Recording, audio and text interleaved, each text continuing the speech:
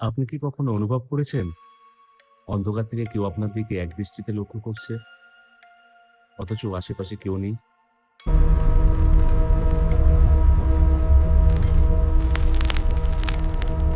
উত্তর কলকাতার আহিরিতলা ঘাটের ঠিক পাশেই দাঁড়িয়ে আছে এক অভিশপ্ত প্রাসাদ, যার কার্নিশে বসানো পাথরের পুতুলগুলো নাকি রাতে কথা বলে ওঠে। লোকে একে বলে পুতুল বাড়ি।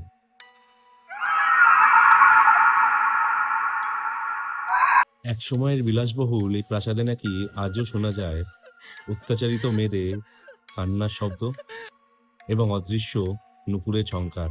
আজকে আমরা শুধু এই প্রাসাদের ইতিহাস জানবো না, আমরা জানবো এমন কিছু মানুষের গল্প যারা এখানে পা রেখে আর কোনোদিন স্বাভাবিক হতে পারেন।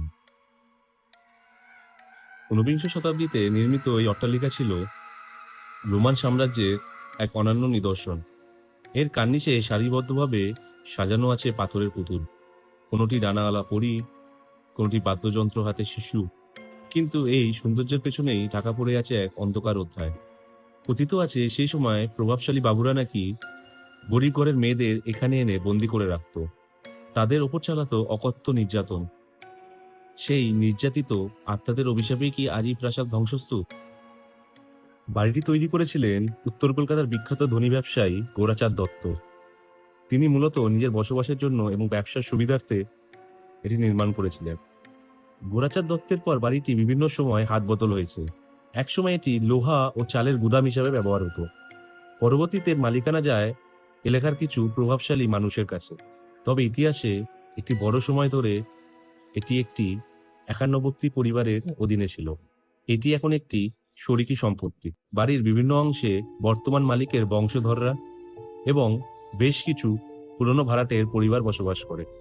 বাড়ির নিচের তলায় কিছু ছোট কারখানা, দোকান ও ঘর রয়েছে যেখানে মানুষ আজও বাস করে, কিন্তু ওপরের তলাগুলো জরাজীর্ণ ও পরিত্যক্ত অবস্থায় পড়ে আছে। মালিক পক্ষের অভ্যন্তরীণ বিবাদ এবং আইনি জটিলতার কারণে ওপরের তলাগুলো সংস্কার করা সম্ভব হয়নি। পশ্চিমবঙ্গ হেরিটেজ কমিশন এই বাড়িটিকে হেরিটেজ ভবন হিসাবে ঘোষণা করে। এর মানে হলো বর্তমান বাড়ির মালিকরা চাইলেই এটি ভেঙে ফেলতে বা এর বাহ্যিক কোনো বড় পরিবর্তন করতে পারবে না। অভিশপ্ত ইতিহাস আর শারিকি বিবাদের জাতাকলে পড়ে এই বিশাল প্রাসাদ আর জরাজীর্ণ। এর ওপরের তলাগুলো আজও জনমানবহীন, যেন সেখানে কোনো মানুষ নয়, অন্য কারোর শাসন চলছে। পুতুল বাড়ির সবচেয়ে ভয়ার্থ দিক হলো এখানকার অতিপ্রাকৃতিক অভিজ্ঞতা। যারা এই বাড়ির পাশ দিয়ে রাতে হেঁটেছেন তারা অদ্ভুত সব দাবি করে। রাত বাড়লেই নাকি ওপরের তলা থেকে ছমছম নুপুরের শব্দ শোনা যায়। মনে হয় কেউ আজও সেখানে নাচছে। আবার কেউ কেউ বলেন রাতে নাকি পুতুলের চোখের মণিগুলো নড়তে দেখেছেন। গঙ্গার হাওয়াতে ভেসে আসে এক নারীর করুণ কান্নার শব্দ। আপনি কি সাহস করবেন মাঝরাতে এই বাড়ির সামনে একা দাঁড়াতে?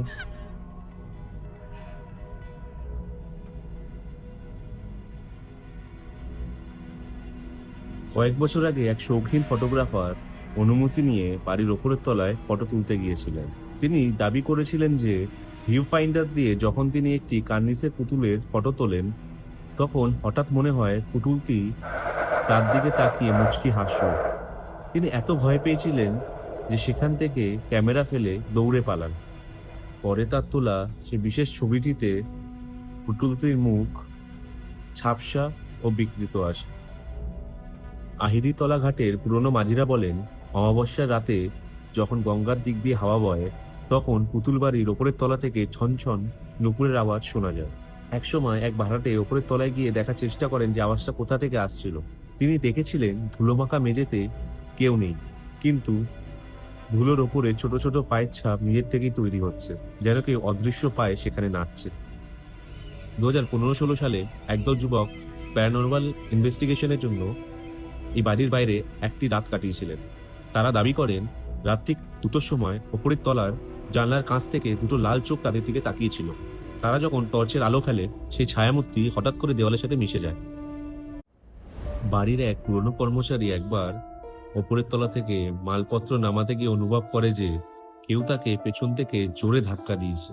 অথচ সেই ঘরে তিনি ছাড়া আর কেউ ছিল না। তিনি সিঁড়ি দিয়ে নিচে পড়ে গিয়ে গুরুতরভাবে আহত হন। এরপর থেকেই সেই গুরুতর আহত ব্যক্তির বংশধারা আর কোনোদিন ওপরের তলায় পা রাখেনি। একসময় এই বাড়ির সরাসরি সংযোগ ছিল গঙ্গার ঘাটের সাথে। আজ সেই সুড়ঙ্গগুলো হয়তো বন্ধ, কিন্তু তার ইতিহাস আজও সেখানে বন্দী। বর্তমানে সরকার এটিকে হেরিটেজ ঘোষণা করে, কিন্তু এর প্রতিটি ইট আজও যেন সেই পুরনো যন্ত্রণার কথা বলে। ওপরের তলাগুলো আজও জনমানবহীন, যেন সেখানে সাধারণ মানুষের প্রবেশ নিষেধ। পুতুলবাড়ি শহরের এক জীবন্ত রহস্য। এটা কি শুধুই একটি পুরনো জরাজীর্ণ অট্টালিকা, নাকি সেখানে আজও সে আত্মাগুলো ঘুরে বেড়ায়? আপনার কি মনে হয়? কমেন্টে আপনার অভিজ্ঞতা জানান, এবং ভিডিওটি ভালো লাগলে চ্যানেলটি সাবস্ক্রাইব করুন এবং লাইক আর শেয়ার করতে ভুলবেন না।